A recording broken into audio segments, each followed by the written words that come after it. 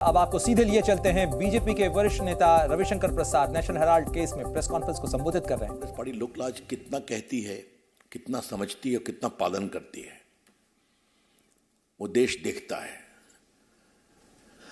चुनाव में हम हताश हैं इसलिए हम काम कर रहे हैं।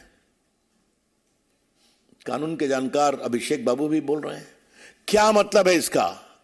चुनाव आप सब जगह हार रहे हैं, लेकिन ये केस कब का है इसको रिकॉल करना जरूरी है। आपको पता है कि नेशनल हेराल्ड केस, और इसको मैं आज बहुत थोड़ा विस्तार से बोलूंगा क्योंकि देश को बताना जरूरी है। नेशनल हेराल्ड को आजादी के आंदोलन में उनके विचारों को रखने का अखबार बनाया गया था। देश के आजादी के आंदोलन के बड़े बड़े नेता इसके साथ जुड़े हुए थे, उनका शेयर्स खरीदा और इसको भारी प्रॉपर्टी मिली, जमीन कॉस्टली। दिल्ली में बहादुर शाह जफर मार्ग पर मिली, मुंबई में मिली, लखनऊ में मिली, मोहाली पंजाब में मिली, मेरे क्षेत्र पटना में भी इनकी प्रॉपर्टी है। कहां नहीं है? ये साहब बंद हो गया अखबार और पूरी प्रॉपर्टी का कमर्शियल यूज शुरू हो गया।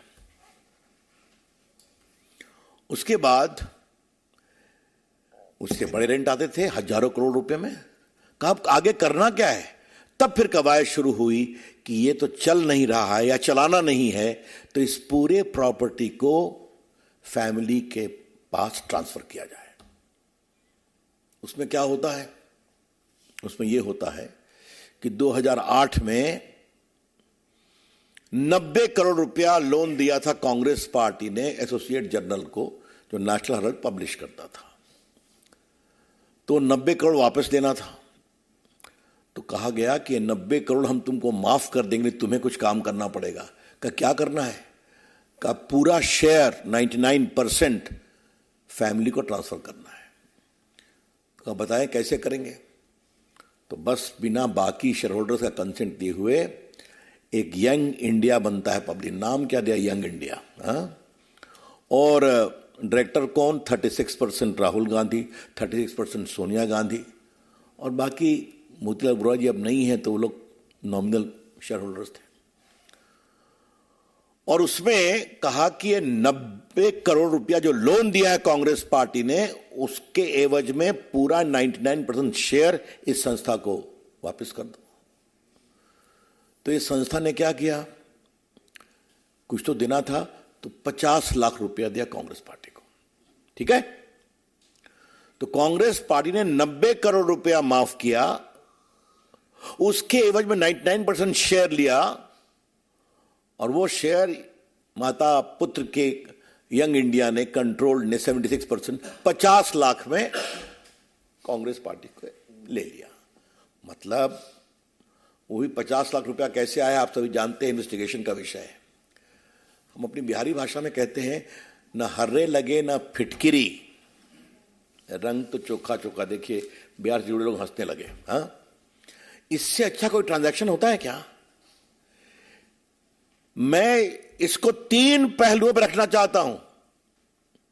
यह इमोरल है, अनैतिक है कि फ्रीडम मूवमेंट की एक लेगेसी को आपने जानबूझकर बंद कराया, उससे किराया लेना शुरू किया और गवर्नमेंट के द्वारा दी हुई प्रॉपर्टी को अपनी पर्सनल प्रॉपर्टी बना दी। इसको कहते हैं कांग्रेस फैमिली एज कॉमर्स। मैं इस शब्द का प्रयोग बहुत जिम्मेदारी से कर रहा हूं और इसकी एक ऐतिहासिक लीगेसी भी है। हमारे पत्रकारों को मालूम होगा, जब अंतुले का केस हुआ था तो उसमें एक बड़े अखबार ने लिखा था इंदिरा गांधी एज कॉमर्स।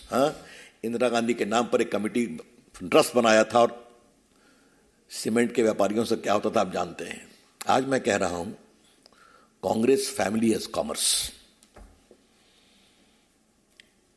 और भैया फैमिली ईमानदारी से बिजनेस करो तो मुझे क्या कहना है, लेकिन Congress family as commerce through illegal and dishonest means.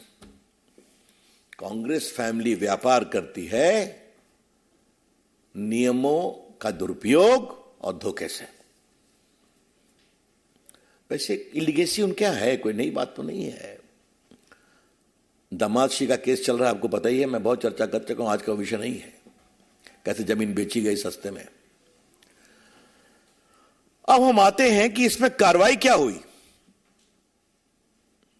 कार्रवाई यह हुई कि एक प्राइवेट कंप्लेंट हुआ, उसमें हमारी सरकार के आने के पहले 14 में ही कॉग्निजेंस हो गया। उस कॉग्निजेंस के खिलाफ सोनिया जी और उनके पुत्र जी क्वॉशिंग करने गए। लोअर कोर्ट ने बेल नहीं दिया, हाई कोर्ट ने बेल नहीं दिया, सुप्रीम कोर्ट ने बेल नहीं दिया। कहा जाइए आप ट्रायल फेस करिए, बेल, दोनों बेल पर हैं, माताश्री और पुत्रश्री दोनों बेल पर हैं, बात को समझिए।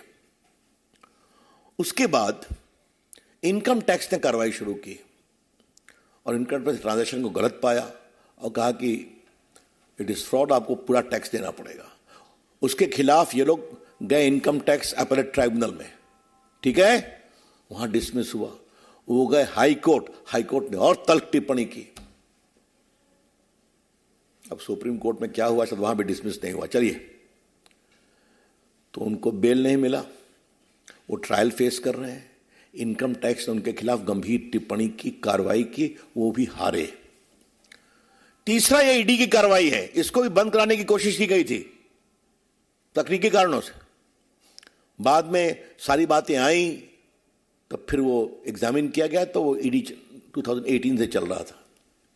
आपको याद होगा कि उसमें सोनिया जी और राहुल जी गए थे ईडी के सामने कई समन्स के बाद, याद होगा। और मेरे पास वो सारी मीडिया रिपोर्ट है जो आपने ने दिखाया था कि we don't know anything, everything was done by Motilal Vora ji. कमाल है साहब, बेचारे मोतीलाल वोरा ये स्वर्गीय हो गए तो सारा ठीकरा उनके ऊपर फोड़ देना। जी न्यूज़।